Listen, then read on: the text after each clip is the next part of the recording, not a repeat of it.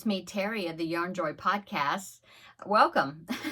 I was working on my Christmas Eve wishes blanket and project, and I had a few people that were doing it along with me. They asked me if when I got to the section where I'm going to be using the bobbins that I would maybe film a video about how I set that up and a few tips and tricks and stuff like that. And so that's what I'm here to do today. I reached the section where I'm going to start the Grafgan section, which is the snowflakes. Now, for reference, I will pop in a picture right here of the Christmas Eve wishes blanket project that I'm working on. So here it is. Okay, so as you can see, there's a few sections that have some graph work. There's the snowflakes, there's a section of gingerbread men, and there's another section of snowflakes at the top. And of course, we have a section in there of some Santa hats.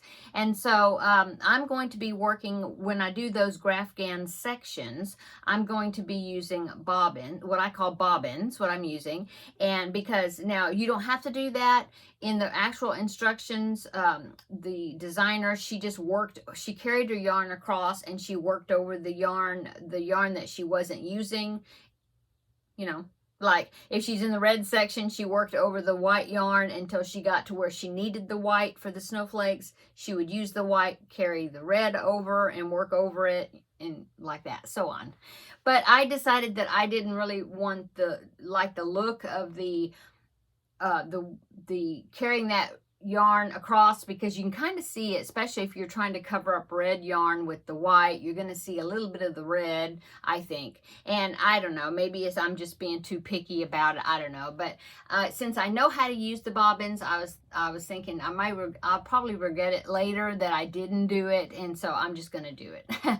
And so I had some people ask me to show them how I was doing it because they hadn't done bobbins before. Okay, so first I was going to do a tutorial. I have my camera all set up to do a tutorial, but I remembered I have a tutorial here on my channel, and it's in both right and left-handed versions, and it shows you the color changing and the, a lot of the way I do it with a Grafgan like that is doing horizontal, because I have a tutorial showing color changes and things when I'm doing a Grafgan corner to corner style. I have that, but this is just, back and forth rows and following a chart. And like I said, I have a tutorial already showing that, and so I will link those two tutorials, both right and left-handed. Okay, and I'm really thorough in those videos, and so I think that that video, if you refer to those, that will help you like with the color changing. Okay, but I do want to show, I do want to give a few tips or kind of a few things, let you know a few things that I use to start this particular project. Okay, so for one thing, on the website, and I will link the pattern down below in the description box, but in that, it was originally a crochet along, so it's divided up into like 6. I think there's an introduction there's an introduction post on the website talking about it, and then it's divided up in 6 weeks. Okay, and so this is actually part 2, and so or week number 2, and so I will post, I'll link it down below. But anyway, in week number 2, that's where this Grafgan starts, so the snowflake part.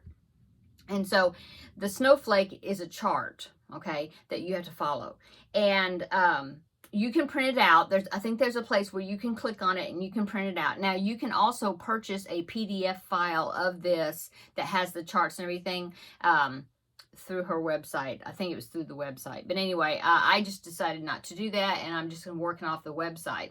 Okay, so instead of printing out that piece of a chart, because the chart is like just one snowflake, and the blanket's got 5 snowflakes across, so you have to like repeat the chart 5 times each time to get all the way across. And so I happen to have some graph paper from my homeschooling days. In fact, I've just got a couple of pages left of this notebook, but I'll show you the notebook. It's not even labeled, doesn't even say anything, but it's graph paper. So see, it's little squares. And so I just decided to take my pencil and I just sketched it off paper. So that way I can use a pencil, and I can, you know, mark the chart off as I'm going. I could write a few notes here and there, and I did that. And I don't know, I just felt like sketching it instead of printing it out. I could have printed it out and did the same thing, but I just sketched it. Okay, so here is my sketch of the snowflake. See that? Okay.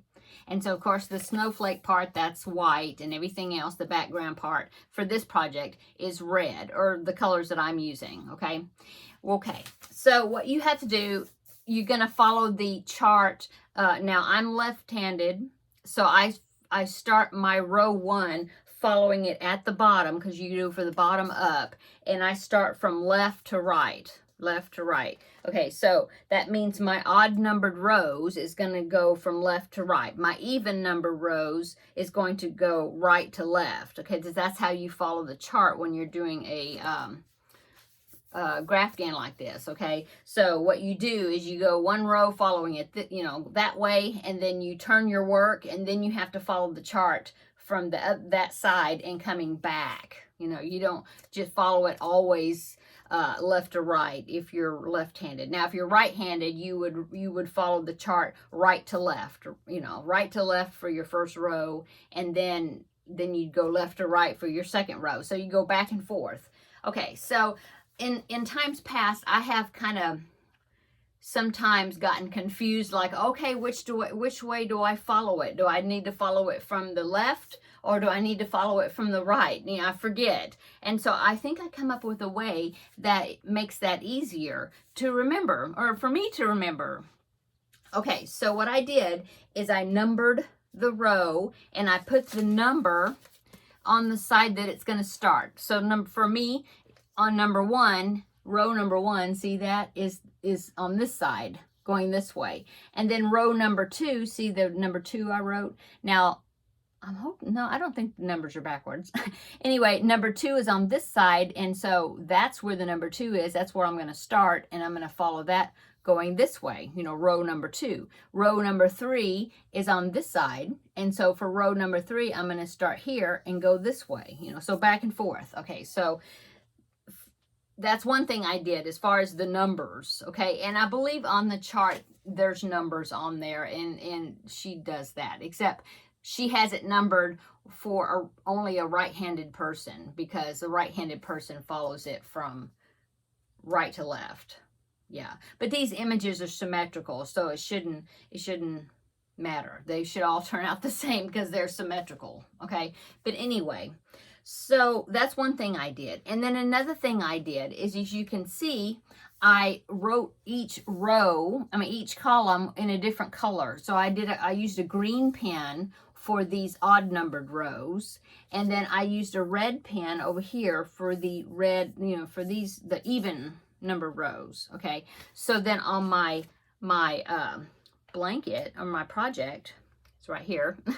So on my project, for the row that I'm going to start that's got a green number, I make sure the side I'm starting with, which is this one, which is the one I'm about to start, I just put a stitch marker just on this side that's green. It's got some green on it, okay? And then when I flip my work and need to go the other way, then I put another stitch marker on the side that I'm going to be working from, facing me, and I put a red marker. Okay, so that will remember me. Okay, so when I turn my work, oh, it's red. So I need to make sure that I'm looking for the red number, and I'm going to go, you know, right to left for me. Okay, so I'm hoping that that's going to help me remember. Plus, I've got my little clicker here that I'm going to be using to keep track of my rows as well, so I don't have to keep counting.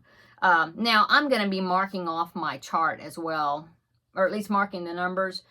So that's just like a backup. Okay, I've got it marked here, but I've got it on the clicker also.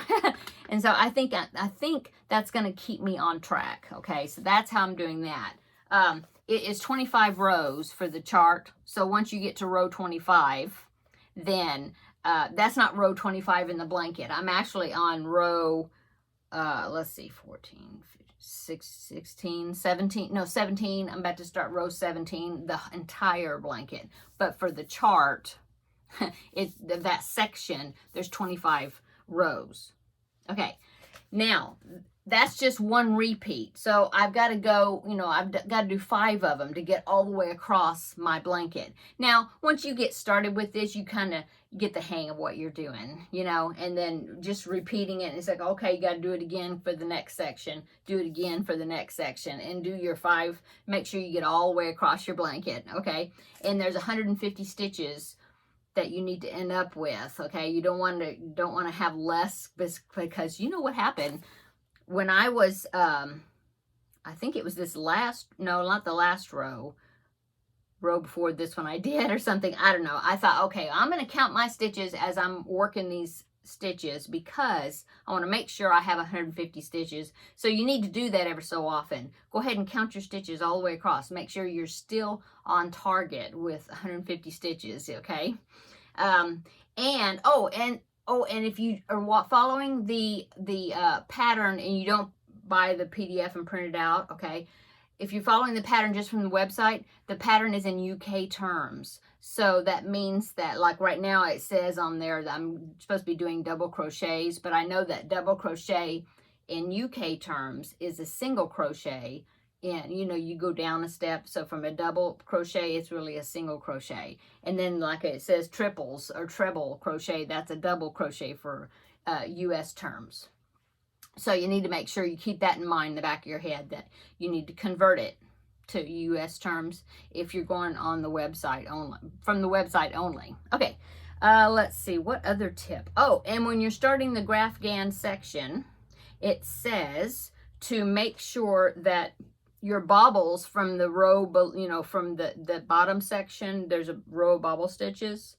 You need to make sure that when you're starting this section, which is row, well, what is it? 17. It's like when you're starting the part for week 2.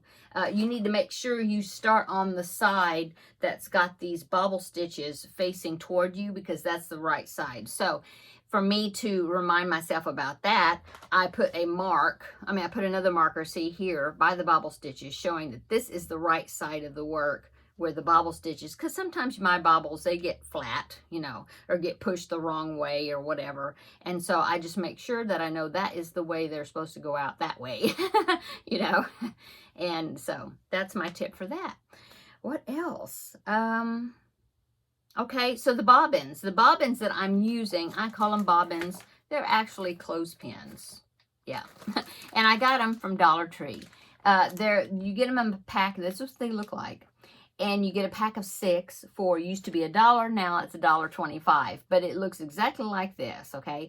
And I found this in Dollar Tree in the aisle where they had the laundry supplies, like clotheslines, laundry baskets, dryer balls, anything for laundry, and clothespins, okay? And so these are the ones I use. They're called jumbo plastic clothespins, okay? And I have a whole bunch of packages of them. I think I started out with 2 sets, and then as I was doing Grafghans and different things, I had to go back and get more sets. And so I've got a large collection, a lot of them, which... Anyway, so that's what I'm using. And let me go ahead and show you, because I've brought a couple of my bobbins in here.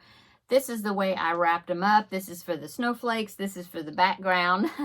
And I counted across. Now, this is just one repeat. So this is kind of just an example that, this part's going to be red. So you have red, and then you have a piece of the snowflake. So that's going to be white. That's going to take a white bobbin right there. And then you have red right there. So there's another red bobbin. And then you have white right here for that part of the snowflake. So that's another white bobbin. And then you have red. That's another bobbin here for the red. Okay. And then it repeats across. Now, the way I figured out how many bobbins to prepare, just to get some wrapped ahead of time, you can do it. You can wrap it whenever you need, as you're adding them. If you need to, oh, I need to make another bobbin, so I'll wrap some more. You can do it that way, or you can wrap a bunch ahead of time, which is what I did. Okay, so how I did that is I went to the website, and for week 2, if you scroll all the way down at the bottom of the website, there is a picture of the whole section of all the, his photograph, you know, of all the blanket across with all the 5 snowflakes. And so I just counted the little sections to try to figure out how many, you know, where I need a white one, where I need a red one. And so if I counted right, I need 10 white bobbins, because you got 2, you know, you got each snowflake has 2 legs at the bottom. So that's, you know, there's 5 snowflakes. So that's 10 of these pieces right here, right? There's 2 of them. So I wrapped 10 of these bobbins in my white, and then I counted the red sections, you know, between the legs of the snowflakes all the way across, and I counted 11. Okay, so now one of them is still in skein form, because, you know, the first 2 rows that you do of the chart is just red with no design, no snowflakes. See the bottom, there's 2 rows that's just all red all the way across. And so one of my bobbins is my red skein that is already connected. Okay, so I wrapped 10 of these in white, and then I believe I have 10 of these, because I think I need 11 actually of the red. Okay, so that means in the beginning I'm going to have 21, right, of these bobbins connected to my work. That sounds real intimidating, I know.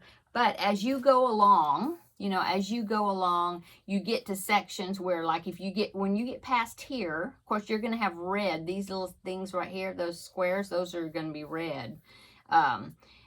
You're going to get to the point where you're going to have less bobbins, you know, because these sections are going to go together. You're not going to have this big red section between it. Although, yeah, you are going to in some places. Anyway, I don't know. I'm just going to take it row by row and go with it. So, okay, so one reason I like to use these bobbins is because, as you can see, it's like a clothespin, see, and you can squeeze it, you know, like a clothespin. It opens. For one thing, you can put your end of your yarn between there so you can hold it, so that way it doesn't get unraveled, you know, unwound. But also, what is good is because, you know, you have to turn your work at the end of each row. You have to flip your work over. Well, in order to flip it, all those bobbins that are connected are all going to get tangled up together. So what you do is, before you flip it, you take these bobbins and you clip it to your work like that, to the edge. Whoop. Let me flip it that way there. See, they're connected. They're connected to the work. So that way you clip them all to the work, and then you flip the whole entire thing over, so then you can go the other direction. You know, you're turning your work, and they will stay exactly where they need to be. Okay, so and then when you flip them over, then you can unclip them, you know, and then you can work that row, and then you clip them on again, and then you turn your work over, and it just works so well if you're doing this. If they're just balls, you know, that you have wrapped on their own, just loose balls, then you know, they just can really get tangled up when you turn your work. Okay.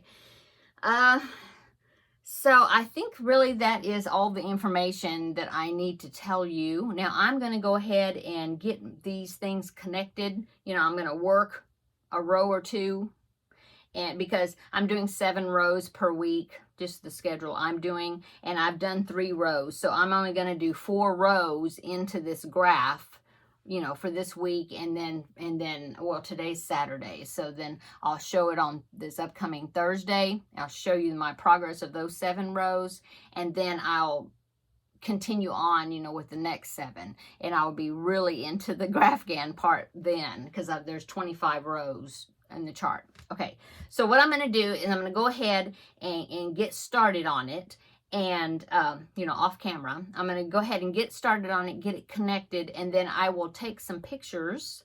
I'll take some pictures of the bobbins connected, and maybe with them clipped on the work, and then with them not clipped on the work, you know, like after I flipped it, and then like that. And I'll put pictures in here. Okay, so this is like past me talking about the future picture that I haven't done yet, but it'll be in here when I'm doing the editing. That makes sense. Okay, so here is my picture I'm putting in right now. Here is the picture that I have got my bobbins connected for this first row. Okay, and so there you can see that. Okay. Okay, now the next picture I'm going to show you is I guess the next picture I'll show you is the bobbins clipped on the work, because I'm getting ready to turn it, turn my work. And so here's that one. You can see where the bobbins are clipped to it. Okay.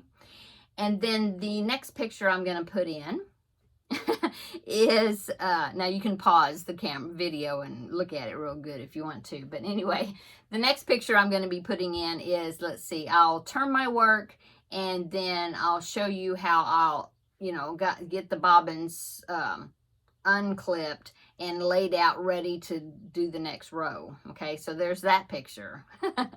Okay, I hope these are helping you. Now, like I said, I'm going to be putting down below in the description box the tutorial I did. It was a crab picture, so you can see that on the thumbnail of the video, but I'll put the right left-handed version, both of them, down below in the description box. Click on those and look at those watch one of those videos, depending on which one you are, left or right-hander.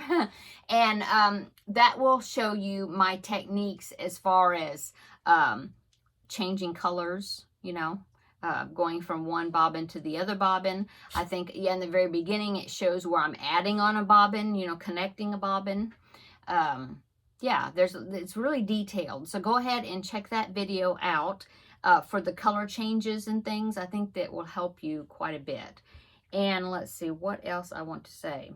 Oh, I do want to say that maybe, when you start when you add on a bobbin, okay, go ahead and leave yourself a tail about, when you're joining on the yarn, go ahead and leave a beginning tail, like maybe 6 inches, 5-6 inches or something like that. It's because you can use those tails to straighten up your picture, to make your image look well.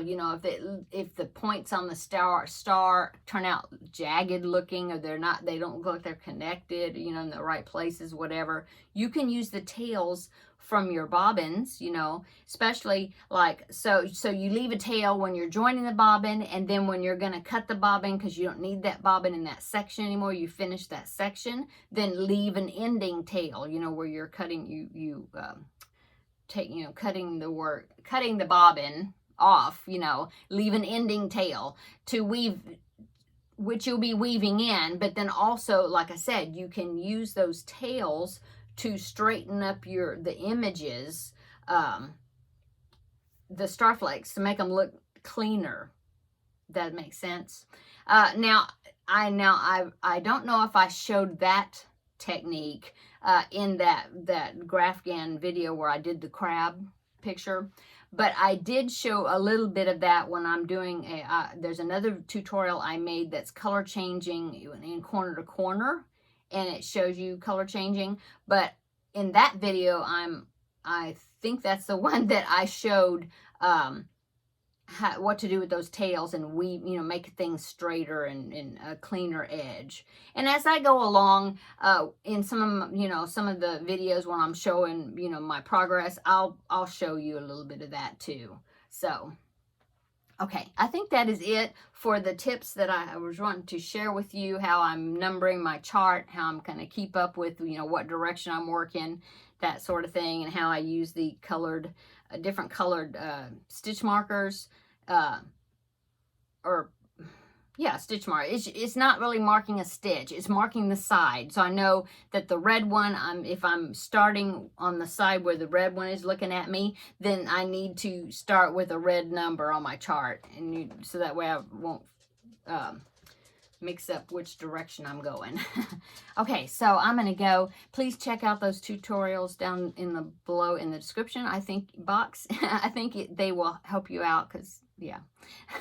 Okay, I'm going to go. I hope you're having a wonderful weekend. Tomorrow's Father's Day, so happy Father's Day to any of you that are watching that are fathers, which I don't think so. I mean, the majority of the people that watch me are women. you know, or girls, you know.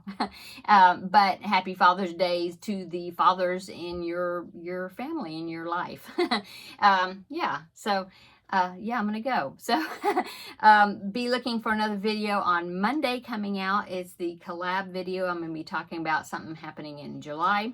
And so that should be coming out on Monday. So that will be the next time that you see me. So until then, I'll see you in the next video. Bye.